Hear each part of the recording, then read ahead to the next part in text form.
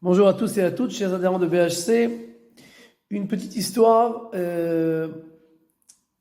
qui sera reliée à la fin de nos propos au Midrash. Il y a quelque temps de cela, il y avait une personne que son métier c'était d'être magia. Magia, c'est il corrige des tefilines, des mezuzot, des sifrei Torah. Donc c'est son boulot, il corrige. Maintenant en Israël, ça paye pas top. Donc, sous les conseils de son Rav, il lui a dit pars aux États-Unis. Aux États-Unis, les gens ils payent beaucoup plus pour corriger pour vérifier leur tefillin et mezuzot. Donc, il lui a écrit une lettre de recommandation. Il a pris plusieurs lettres, etc. Et puis, Baruch Hashem, vraiment, ça a bien marché. À chaque fois qu'il allait, il faisait Baruch Hashem un peu d'argent et il revenait. Il était tranquille pour une période et comme ça, rebelote à chaque fois. Il avait deux filles, et à un moment, ces deux filles sont arrivées, Baruch Hashem, à l'âge où il faut se marier, et pour se marier, il faut bien entendu de l'argent. Donc, il est parti, encore une fois, aux États-Unis, et quand il était là-bas, miraculeusement, entre guillemets, plein de gens viennent le voir, plein de gens lui posent des questions, mais personne ne commande rien. Personne ne lui demande de vérifier, personne ne lui demande de corriger cette filine, etc. Rien.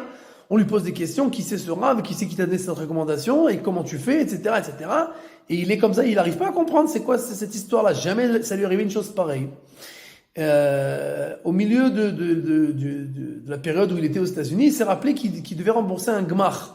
Il avait pris un emprunt sans intérêt, qu'il devait rembourser 14 000 shekels. Donc il appelle un de ses meilleurs amis, il lui dit écoute, je suis bloqué aux États-Unis, mais je dois revenir Bezrat Hashem la semaine prochaine, je vais revenir avec de l'argent, Bezrat Hashem, prends un autre emprunt sans intérêt, un gmach, et rembourse le premier gmach, et quand je reviens, je te rembourse. Pas de problème, c'était un bon ami, il a fait ce qu'il lui a demandé. Le temps où il est aux États-Unis continue, rien ne se passe, vraiment, mais c'était vraiment quelque chose d'extraordinaire. Rien, pas une personne ne lui a demandé, ne lui a commandé, rien du tout. Donc il est revenu en Israël, même sans pouvoir payer son billet d'avion avec l'argent qu'il aurait ramassé. Et donc il arrive comme ça en Israël et tous les vendredis, il appelle son ami pour lui dire écoute, je suis vraiment désolé, j'ai rien ramené avec moi, donc laisse-moi 2 semaines de répit, je t'organise l'argent. Ok, bon, pas de problème. Tous les vendredis, il avait un groupe de gens avec qui ils étudiaient ensemble Chovat Alvavot, le livre de Rabbeinu Bechaye, le Sha'ar HaBitachon, la porte de la confiance en Dieu, d'accord? C'était le chapitre où on parle de la confiance en Dieu. Et donc chacun racontait des histoires de Hashgacha, comment il voit que Dieu s'occupe spécialement de lui. Donc lui, quand il arrivait son tour, il raconte son histoire et dit j'ai eu une Hashgacha extraordinaire aux États-Unis. Donc et les gens ils m'ont posé des questions, ils m'ont demandé c'est qui c'est et quoi et ta. Et puis les gens ils attendent, c'est quoi le happy end? Alors où est l'Hashgacha? Et il lui dit alors, il dit l'Hashgacha c'est que c'est clair que c'est Dieu qui a voulu cela parce que c'est pas possible que tellement de gens me viennent me voir et que personne ne commande rien. Donc c'est clair que c'était l'Hashgacha. Bon, et donc il dit, j'accepte sur moi l'Hashgacha d'Akadosh Baruch Hu que c'est ce qu'il voulait. Je ne comprends pas, mais c'est ce qu'il voulait, c'est clair que c'est ce qu'il voulait, donc pour moi c'est l'Hashgacha. Bon, ok. Il termine de parler, il reçoit un coup de fil de son fils, ouais, ton copain là, qui a remboursé le gmar, il te cherche. Il dit, bon là je suis occupé, je suis en train d'étudier, puis je lui ai déjà parlé, il m'a dit qu'il me donnait 2 semaines, pourquoi il est stressé? Bon, il dit, dis-lui que je le rappelle dès que je termine. Il termine d'étudier. Il appelle son ami, et son ami lui dit, écoute, j'ai réfléchi, je vois que t'as des problèmes financiers, etc. J'ai décidé de te faire un cadeau. De toute façon, je voulais faire un don à la tzedaka. Je te fais cadeau des 14 000 shekels. Be'atzlacha.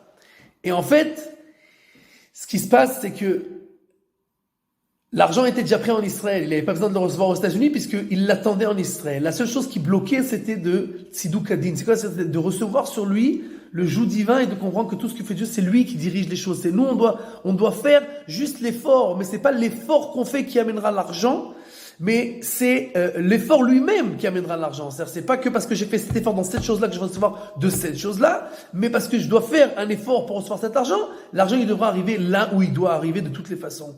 Et le Midrash nous raconte que il y avait une personne que sa maison avait brûlé pendant Shabbat et que les goïms étaient venus pour éteindre le feu, le Yerushalmi nous raconte ça, ils étaient venus pour éteindre le feu pendant Shabbat, et il a dit, vous touchez pas, vous éteignez pas, vous faites aucun issour, aucun interdit pour moi. Et il a dit une phrase, il dit, Taniru la gabay l'gvot et chovo. Laissez le gabay, celui qui s'occupe, de prendre ce qui lui revient. Si Dieu il veut que ma maison elle parte, alors elle part. Et si c'est Shabbat, on touche pas.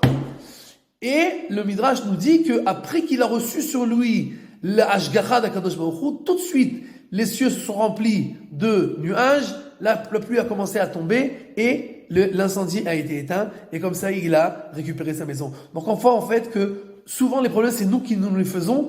À l'instant où l'homme il reçoit sur lui le joug divin, tout s'arrange dans la meilleure des façons parce que en fait on laisse celui qui dirige vraiment le monde diriger. Kol Tuv.